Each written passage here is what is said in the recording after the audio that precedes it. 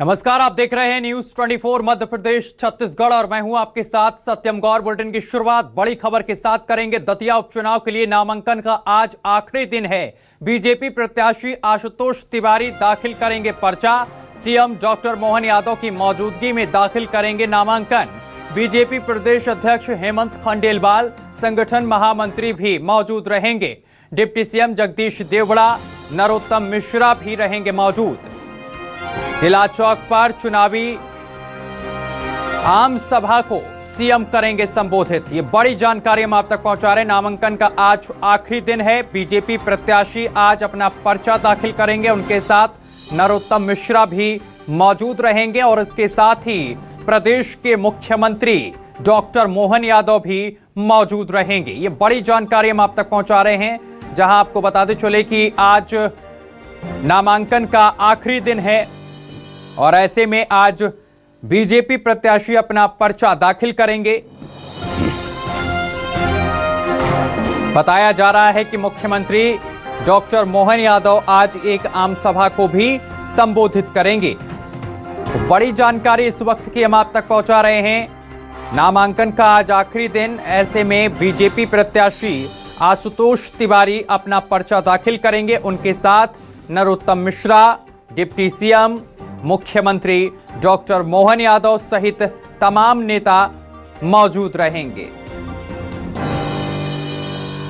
और इस खबर पर अधिक जानकारी के साथ हमारे संवाददाता शिखिल व्यवहार हमारे साथ जुड़ गए हैं। शिखिल, आज नामांकन का आखिरी दिन है, ऐसे में बीजेपी प्रत्याशी अपना पर्चा दाखिल करेंगे।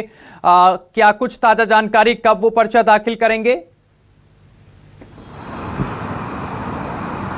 देखिए, दतिया उपचुनाव जो है वो प्रतिष्ठा का एक चुनाव है और इस चुनाव को लेकर जिस प्रकार से जो तमाम प्रकार की जो समीकरण सामने आए, उसे लेकर पूरी बीजेपी जो है पूरी ताकत से जुट रही है। आज नामांकन का आखिरी दिन है और बीजेपी आज अपना पूरा शक्ति प्रदर्शन वहां पर करने वाली है। देखा जाए तो मुख्यमंत्री डॉक्टर मोहन यादव की मौजूदगी में पर्चा जो है वो आशुतोष तिवारी यहां पर भरेंगे और इसके अलावा हेमंत खंडेलवाल की हम बातचीत करें, स्वयं नरोत्तम मिश्रा भी वहां पर मौजूद रहने वाले हैं।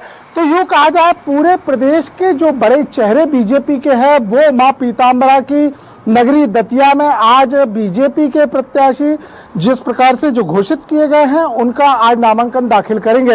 इतना ही नहीं बल्कि चुनावी सभा का भी आयोजन किया जाएगा और चुनावी सभा को भी सभी संबोधित करने वाले हैं।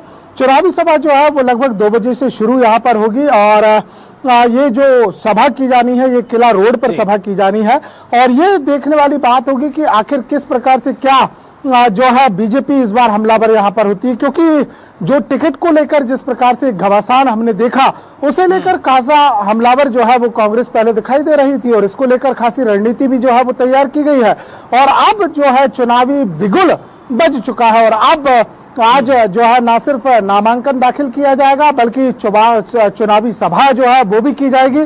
जानकारी ये भी मिल रही है कि तिवारी का जो पूरा एक नामांकन दाखिल करने की जो प्रक्रिया रहेगी वो एक रोड शो के समान यहाँ पर दिखाई देगी। तो मुख्यमंत्री डॉक्टर मोहन यादव की बातचीत की जाए या फिर हेमंत खंडेलवाल की बातचीत की जाए, शिव प्रकाश की यहाँ पर बातचीत की जाए, अजन जामवाल की बातचीत यहाँ पर की जाए, तमाम वो वरिष्ठ नेता हैं जो आज जो है दतिया में बिगुल यहाँ पर फूकेंगे चुनावी और साथ ही साथ लोगों को भी संबोधित करेंगे।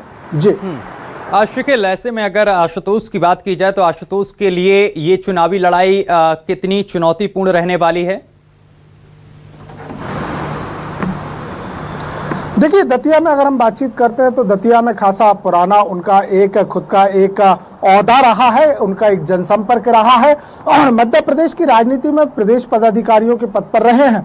हालांकि इसमें दो मत नहीं है कि यह भी बताया जा रहा है कि अगर नरोत्तम मिश्रा से जो उनके समर्थक है, जिस प्रकार से जो एक बवाल दतिया में कटा था, तमाम प्रकार की जो झड़प हमने यहाँ देखी पुलिस और कार्यकर्ताओं के बीच, ये अगर कहीं ना कहीं एक इम्पैक्ट जो है वो अगर नेगेटिवली गया तो कहीं ना कहीं एक चुनौतीपूर्ण चुनाव हो सकता है। हालांकि मध्य प्रदेश के इतिहास को अगर हम देखते हैं तो उपचुनावों में हमेशा उस सरकार का यानी सरकार का पल्ला भारी रहता है जो कि जिसके दल जो है वो है, यानी देखा जाए तो अभी तक अमूमन जितने भी उपचुनाव मध्य प्रदेश में हुए हैं उसमें लगभग जो है 70% चुनावों में बीजेपी विजय रही है, क्योंकि रूलिंग पार्टी होती है, एक असर जरूर यहाँ पर दिखाई देता है। लेकिन कुछ चुनाव विजयपुर जैसे ऐसे भी रहे हैं जो इसे अपवाद या भ्रम साबित भी कर देते हैं कि रूलिंग पार्टी होने के बावजूद भी जो है दूसरी दल जो है वो जीत जाते हैं, कांग्रेस यहाँ पर विजय रही।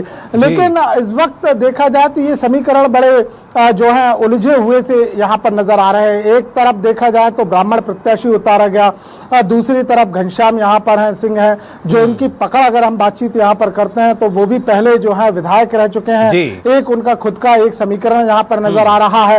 और ये जो चुनाव है ये यूं कहा जा सकता है कि ये एक सीधा सीधा चुनाव नहीं है, T20 मैच नहीं है, ये जो है पूरा एक वनडे मैच होने वाला है जिसकी पूरी की पूरी एक रणनीति तैयार की गई है और इस रणनीति के आधार पर ही जो है ये पूरा मैच खेला जाना है और ये जीत हार का विषय नहीं है। देखिए अमूमन ये बात सामने आती है कि जब भी चुनाव होते हैं तो प्रतिष्ठा की एक बात आती है और खासतौर से अगर हम बातचीत करते हैं उपचुनाव तो उपचुनाव खासा एक प्रतिष्ठा का रहता है, लेकिन ये चुनाव जो है वो सिर्फ प्रतिष्ठा का नहीं रह जाता बल्कि ये चुनाव जो है वो राजनीतिक उन समीकरणों के आधार पर लिए गए निर्णयों का हो जाता है जिसमें बड़े नेताओं के भविष्य की इबारत को लिखा जाना तय किया गया है।